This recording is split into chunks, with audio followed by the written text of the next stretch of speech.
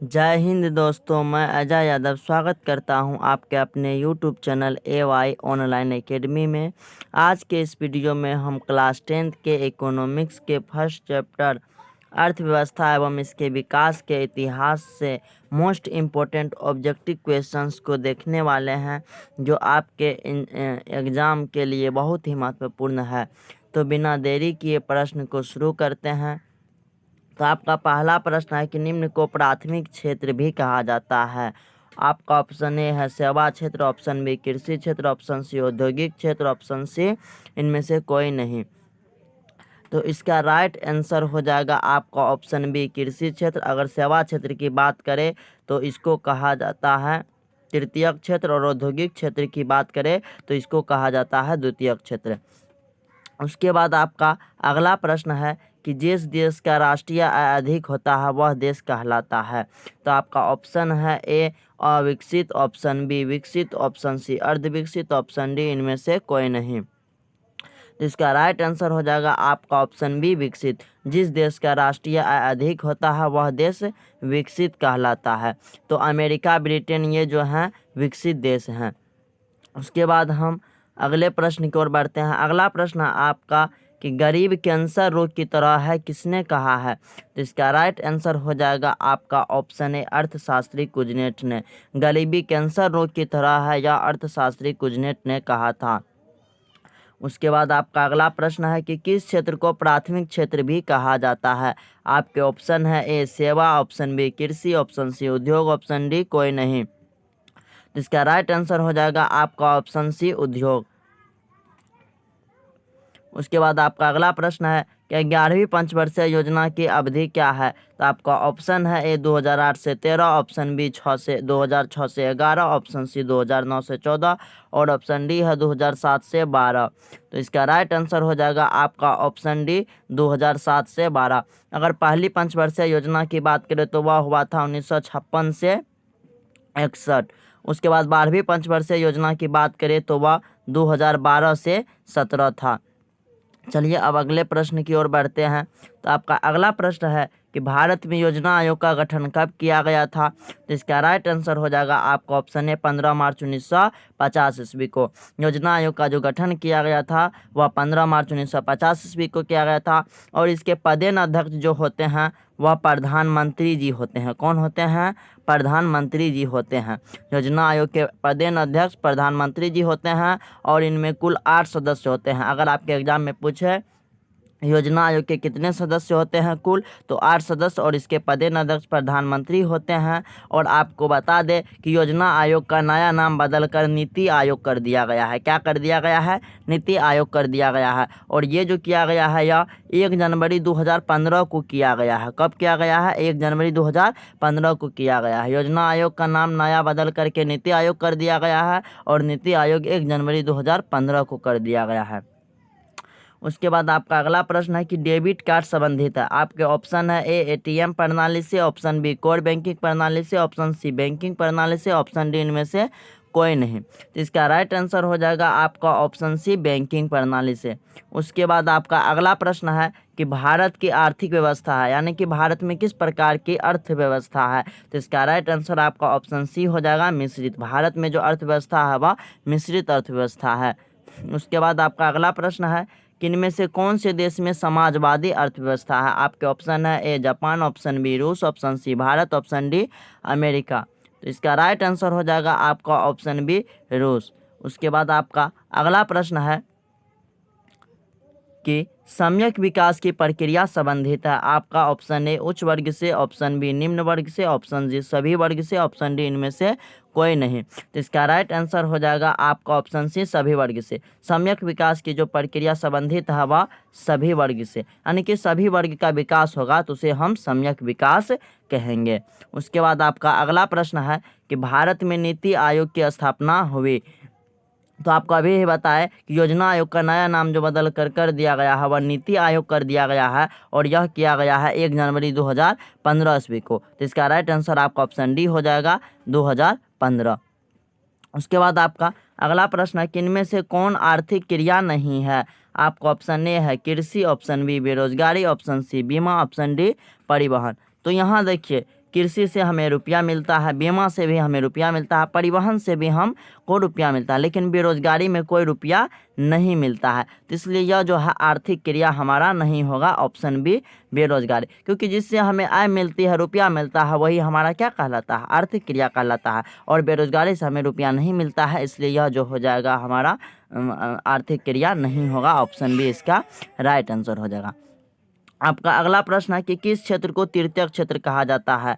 आपका option A है सेवा क्षेत्र, ऑप्शन बी कृषि क्षेत्र, ऑप्शन सी औद्योगिक क्षेत्र, ऑप्शन डी इनमें से कोई नहीं। तो इसका राइट आंसर हो जाएगा आपका ऑप्शन सी सेवा क्षेत्र, ऑप्शन ए सेवा क्षेत्र, क्योंकि तृतीयक क्षेत्र जो कहा जाता है वह सेवा क्षेत्र को, और कृषि क्षेत्र को कहा जाता है प्राथमिक क्षेत्र, और औद्योगिक क्षेत्र को कहा जाता है द्वितीयक क्षेत्र। उसके बाद अगले प्रश्न की ओर चलते हैं। आपका अगला प्रश्न है कि निम्न में से किसे पिछड़ा राज्य कहा जाता है। आपका ऑप्शन है A Punjab, option B Kerala, option C Bihar, option D Delhi. तो इसका राइट आंसर हो जाएगा आपका ऑप्शन सी बिहार।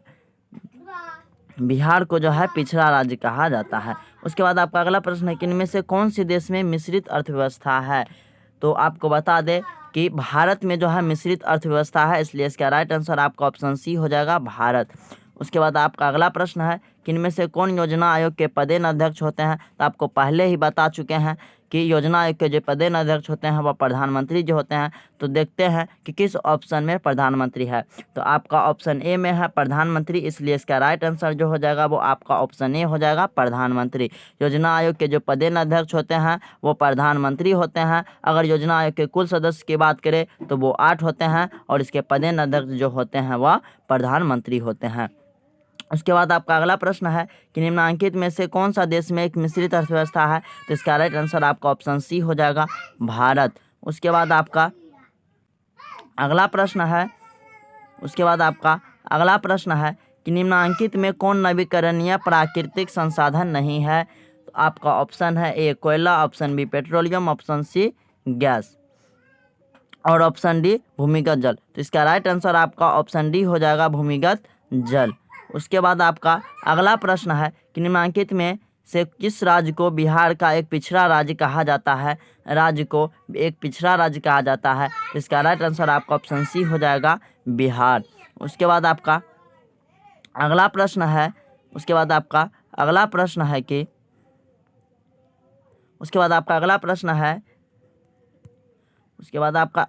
प्रश्न है कि बिहार में जीवन यापन का मुख्य साधन है। तो इसका राइट आंसर आपका ऑप्शन ए हो जाएगा कृषि। आपको बता दें कि बिहार में जीवन यापन का मुख्य साधन जो होता है वह कृषि है, और बिहार एक कृषि प्रधान राज्य है। क्या है?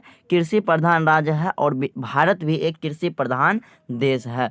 उसके बाद आपका अगला प्रश्न है कि देश में सब्जी के उत्पादन में बिहार का स्थान है। तो दूसरा, ऑप्शन बी इसका राइट आंसर हो जाएगा दूसरा। देश में सब्जी के उत्पादन में जो है बिहार का दूसरा स्थान है। उसके बाद आपका अगला प्रश्न है कि भारत के पड़ोसी देशों में किस देश की प्रति व्यक्ति यह सबसे अधिक है। तो इसका राइट आंसर आपका ऑप्शन सी हो जाएगा श्रीलंका। भारत के पड़ोसी देश में जो है श्रीलंका देश की प्रति व्यक्ति जो है सबसे अधिक है। उसके बाद आपका अगला प्रश्न है कि मानव विकास की दृष्टि से भारत के पड़ोसी देशों में किस देश की आर्थिक स्थिति इससे बेहतर है। तो इसका राइट आंसर हो जाएगा आपका ऑप्शन डी श्रीलंका। उसके बाद आपका अगला प्रश्न है कि अत्यधिक जनसंख्या वृद्धि से आर्थिक विकास की गति मंद हो जाती है, यानी कि कम हो जाती है। इसका राइट आंसर आपका ऑप्शन सी हो जाएगा मंद हो जाती है। अत्यधिक जनसंख्या वृद्धि से आर्थिक विकास की गति मंद हो जाती है। इसका राइट आंसर आपका ऑप्शन सी हो जाएगा। उसके बाद आपका अगला प्रश्न है कि अर्थव्यवस्थाओं के मुख्य प्रकार हैं, यानी अर्थव्यवस्था के कितने प्रकार हैं। तो आपको बता दें अर्थव्यवस्था के 3 प्रकार हैं। तो इसका राइट आंसर आपका ऑप्शन बी हो जाएगा 3। तो कौन कौन? तो पहला पूंजीवादी, दूसरा समाजवादी, और तीसरा मिश्रितवादी। तो आई होप कि आप लोग को ये याद हो गया होगा। उसके बाद आपका अगला प्रश्न है कि योजना आयोग का अध्यक्ष होता है। तो इसका राइट आंसर आपका ऑप्शन बी हो जाएगा प्रधानमंत्री। उसके बाद आपका अगला प्रश्न है कि एक अर्थव्यवस्था का सृजन होता है। आपका ऑप्शन है ए प्राकृतिक संसाधनों से, ऑप्शन बी भौतिक संसाधनों से, ऑप्शन सी मानवीय संसाधनों से। तो अर्थव्यवस्था का जो सृजन होता है ये तीनों से, इसलिए इसका राइट आंसर आपका ऑप्शन डी हो जाएगा इनमें से सभी संसाधनों से। उसके बाद आपका अगला प्रश्न है कि राष्ट्रीय विकास परिषद का गठन हुआ था, तो इसका राइट आंसर हो जाएगा आपका ऑप्शन बी 1952 में। तो हालांकि ये हुआ था 6 अगस्त 1952 को, लेकिन इसमें जो है डेट नहीं डाला गया है, सिर्फ ईस्वी डाला गया है। तो इसका जो गठन हुआ था राष्ट्रीय विकास परिषद का 1952 में हुआ था 6 अगस्त। और इसका जो अध्यक्ष होता है वह सभी राज्यों का मुख्यमंत्री होता है। कौन होता है? मुख्यमंत्री होता है। तो पूछेगा राष्ट्रीय विकास परिषद का जो अध्यक्ष है वह कौन होता है? तो सभी राज्यों के मुख्यमंत्री होते हैं। उसके बाद आपका अगला प्रश्न है कि किस अर्थव्यवस्था में उत्पादन के साधनों पर किसी व्यक्ति या निजी संस्था का अधिकार रहता है? यानी किसी निजी व्यक्ति का अधिकार किस पर रहेगा? तो वह होता है पूंजीवादी अर्थव्यवस्था में। तो इसका राइट आंसर हो जाएगा आपका ऑप्शन ए, पूंजीवादी अर्थव्यवस्था में। उसके बाद आपका अगला प्रश्न है कि भारत की प्रथम पंचवर्षीय योजना का कार्यकाल था। तो इसका राइट आंसर आपका ऑप्शन बी हो जाएगा 1951 से 56। उसके बाद आपका अगला प्रश्न है एक समाजवादी अर्थव्यवस्था में सर्वाधिक बल दिया जाता है। तो इसका राइट आंसर आपका ऑप्शन डी हो जाएगा लोक कल्याण पर। उसके बाद आपका अगला प्रश्न है कि जिस देश की राष्ट्रीय आय अधिक हो वह देश क्या कहलाता है? जिस देश की राष्ट्रीय आय अधिक हो वह देश क्या कहलाता है? तो इसका राइट आंसर हो जाएगा आपका ऑप्शन बी विकसित। उसके बाद आपका अगला प्रश्न है कि निम्नांकित में से कौन मिश्रित अर्थव्यवस्था की विशेषता है? आपका ऑप्शन है ए निजी क्षेत्र, ऑप्शन बी सार्वजनिक क्षेत्र, ऑप्शन सी ए एवं बी दोनों। तो इसका ऑप्शन डी इनमें से कोई नहीं। तो इसका राइट आंसर हो जाएगा आपका ऑप्शन डी इनमें से कोई नहीं। सॉरी, इसका राइट आंसर जो हो जाएगा वो आपका ऑप्शन सी हो जाएगा ए एवं बी दोनों निजी क्षेत्र एवं सार्वजनिक क्षेत्र का जो है विशेषता है मिश्रित अर्थव्यवस्था का। इसलिए इसका राइट आंसर आपका ऑप्शन सी हो जाएगा ए एवं बी दोनों। उसके बाद आपका अगला प्रश्न है कि बिहार एक राज्य है। ऑप्शन ए उद्योग प्रधान, ऑप्शन बी पशुपालन प्रधान, ऑप्शन सी खनिज प्रधान, ऑप्शन डी कृषि प्रधान। तो अभी तुरंत बताएं आप लोग का बिहार जो है एक राज्य है वह कृषि प्रधान राज्य है और भारत भी एक कृषि प्रधान देश है। उसके बाद आपका अगला प्रश्न है कि स्वतंत्रता प्राप्ति के बाद भारत मुख्य आर्थिक उद्देश्य है, यानी कि भारत का मुख्य आर्थिक उद्देश्य क्या है स्वतंत्रता प्राप्ति के बाद? तो आपका ऑप्शन है ए तीव्र आर्थिक विकास, ऑप्शन बी उत्पादक रोजगार सृजन, ऑप्शन सी निर्धनता निवारण और ऑप्शन डी उपयुक्त सभी। तो इसका राइट आंसर हो जाएगा आपका ऑप्शन डी उपयुक्त सभी, क्योंकि भारत का जो मुख्य आर्थिक उद्देश्य है स्वतंत्रता प्राप्ति के बाद तो वह है तीव्र आर्थिक विकास, उत्पादक रोजगार सृजन, निर्धनता निवारण, ये तीनों है। इसलिए इसका राइट आंसर आपका ऑप्शन डी हो जाएगा इनमें से सभी। उसके बाद आपका अगला प्रश्न है कि बिहार के आर्थिक पिछड़ेपन का प्रमुख कारण क्या है? आपका ऑप्शन ए है जनसंख्या में तीव्र वृद्धि, सही बात है, ये भी है। ऑप्शन बी कृषि पर अत्यधिक जनभार, ये भी सही है। ऑप्शन सी बाढ़ एवं सूखा का प्रकोप, ये भी सही है। तो इसलिए इसका राइट आंसर आपका ऑप्शन डी हो जाएगा इनमें से सभी। उसके बाद आपका अगला प्रश्न है कि आर्थिक विकास की माप के लिए सबसे उपयुक्त सूचकांक है। तो आपका ऑप्शन है ए राजकीय आय, ऑप्शन बी प्रति व्यक्ति आय, ऑप्शन सी राजनीतिक आय, ऑप्शन डी इनमें से कोई नहीं। तो इसका राइट आंसर हो जाएगा आपका ऑप्शन बी प्रति व्यक्ति आय। आर्थिक विकास की माप के लिए सबसे उपयुक्त सूचकांक जो है वह होता है प्रति व्यक्ति आय, यानी पर कैपिटा इनकम। और परीक्षा में काफ़ी बार पूछा गया है कि प्रति व्यक्ति आय किसे कहते हैं, और ये आपको 2 नंबर में पूछा जाता है। तो आपको सीधी शब्द में लिख देना है कि राष्ट्रीय आय में देश की कुल जनसंख्या से भाग देने पर जो भागफल आता है उसे प्रति व्यक्ति आय कहते हैं। काफ़ी बार आपके एग्जाम में पूछा गया है, तो आई होप कि आपको ये समझ में आ गया होगा। अगर नहीं आया तो फिर से एक बार रिपीट कर देते हैं कि राष्ट्रीय आय में देश की कुल जनसंख्या से भाग देने पर जो भागफल आएगा उसको हम लोग कहेंगे प्रति व्यक्ति आय। क्या कहेंगे? प्रति व्यक्ति आय, प्रति व्यक्ति आय कहेंगे। तो आई होप कि आप लोग को ये समझ में आ गया होगा। उसके बाद अब हम आगे चलते हैं। बिहार के जमशेदपुर में लोहा एवं इस्पात के कारखाने की स्थापना हुई थी। तो इसका राइट आंसर हो जाएगा आपका ऑप्शन सी 1907 में, यानी टिस्को की स्थापना। किसकी? टिस्को की, यानी Tata iron and steel company की जो स्थापना हुई थी वह 1907 में हुई थी।